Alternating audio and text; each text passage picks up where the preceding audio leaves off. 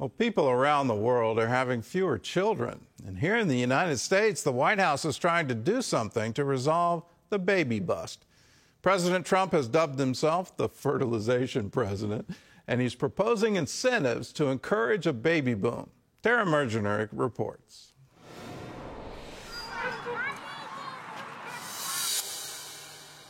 As America's birth rate drops to historic lows, happy birthday to you. Some families are doubling down. One of our biggest concerns is that we're going to see a cultural mass extinction. Malcolm and Simone Collins are part of a growing movement encouraging society and the White House to support family life to tackle the problem. It's not like our society is one in which we really need to force people into having kids. In fact, we think that's a really bad idea. We only want wanted children in this world. But right now, we do many things to actively make it harder to be a parent, even if you really want to be. CDC data shows the number of babies born in the U.S. hit a 45-year low in 2023, with only a few states above replacement level. I think that's just a great tragedy because for most of us, kind of nothing lends our lives more meaning and purpose, absent, say, faith, for instance, than the opportunity of kind of being both a spouse and a parent. Beyond missing out on family life, the overall impact could threaten the country and world's future. People have had in mind since the 1960s this misguided worry about overpopulation. Experts warn today's mindset about parenting carries broader consequences, like fewer workers, lower tax revenue, and an aging population with not enough younger people to support them. If you haven't invested in friendship and family, you're going to be in a bad spot in the last chapter or two of your life. Prominent voices are sounding the alarm. The birth rate is very low in almost every country. And unless that changes, civilization will disappear. The White House is now exploring ways to encourage Americans to have more children, with President Trump dubbing himself the fertilization president. And we will support baby bonuses for a new baby boom. How does that sound? That sounds pretty. I want a baby boom.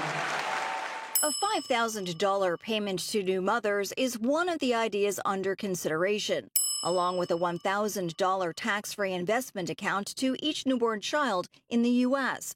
Others include Fulbright scholarships for married or parenting applicants and federal funding for fertility awareness education. This movement tends to actually transcend so many different groups. It incorporates your Silicon Valley tech bros. It incorporates many pro-life religious conservatives, but it also ties into a sort of crunchy con liberal or even libertarian who's really interested in these holistic health root cause approaches to fertility and overall vitality. Simone has even floated awarding a national medal for motherhood for those with 6 or more children. We need to show that we support and celebrate people who make these sacrifices. And President Trump is pledging to lower the cost of IVF to make family growth more accessible. So what's behind America's baby bust? For many, it's not a lack of desire, but a lack of support. The cost of living is high, childcare is more expensive, and family dynamics have changed. We've all heard the old adage, it takes a village to raise a child, and we don't live in those villages anymore. Data also shows women starting families later in life, greater access to contraception, and other choices taking priority. So please, is the loss of sleep, is the loss of identity, giving up your body, is it worth it? Declining faith may also play a role. Research shows religious Americans are more likely to have children, while the non-religious, a group that's doubled to 29% since 2007, tend to delay or forego parenthood altogether. Not everyone, though, agrees it's the government's role to intervene.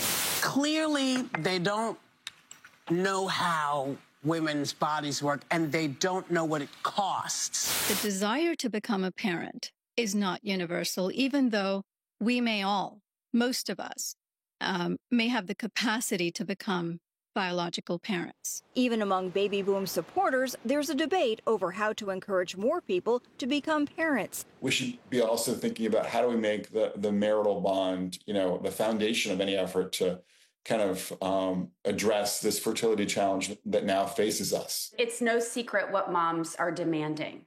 So we chose paid leave, affordable childcare, and improved maternal health outcomes. For many families, it's about the math. $1,000. That's how much parents of just one little boy or girl are paying for diapers per year. By some estimates, it now costs more than $300,000 to raise a child through high school. Like if the financial is what you're struggling with, here's a way that we can provide a boost and really encourage you on that path. The most important part when it comes to addressing falling birth rates isn't necessarily to incentivize having kids, and that's not exactly what the administration is looking at. The biggest thing is, how do we take a foot off the neck of parents who want to have kids or more kids? Whether solutions to reverse the nation's low birth rate is through culture shifts or policy, it's clear many women aren't asking for a push and would prefer a helping hand. In Washington, Tara Mergener, CBN News. I think that's the secret. How do we have a helping hand? I've been saying for now decades on this program, I want a culture that encourages motherhood, that says thank you, and recognizes there's an obvious sacrifice here, and you're putting the next generation first. You're putting it over your own life, your own body, your sleep. All of these things are involved. How do we encourage motherhood? It seems like we're trying to climb out of this, choice culture, which I actually think is celebrating death. Let's celebrate abortion. Why don't we celebrate motherhood instead? To say thank you, and thank you for the hope that you have within you, the hope for all of our futures, because children are the future. If we're not producing children, then we're not producing a future. Now, should this be enforced? Absolutely not. Should there be incentive? Maybe. But I think the biggest thing is an encouragement and to let mothers know if you're running into trouble, we're here for you. And we want to help you see it through because it's absolutely important for all of us that mothers are encouraged and are helped. And whatever they need, whether it's diapers or vitamins or whatever, how do we make it easy to be a mother in America today? I just left the Philippines. They don't have this problem.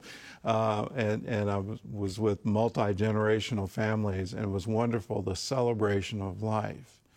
I had no idea what it was like to be a grandfather until I held my granddaughter and then my grandson in my arms. The generational fulfillment of that was absolutely incredible.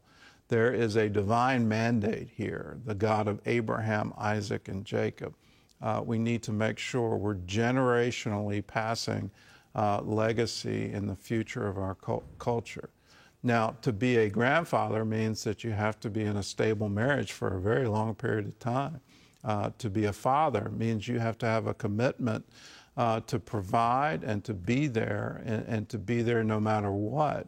To be a mother means that you're sacrificing yourself. You're allowing another life to be born into your body. All of these things should be celebrated because all of them are our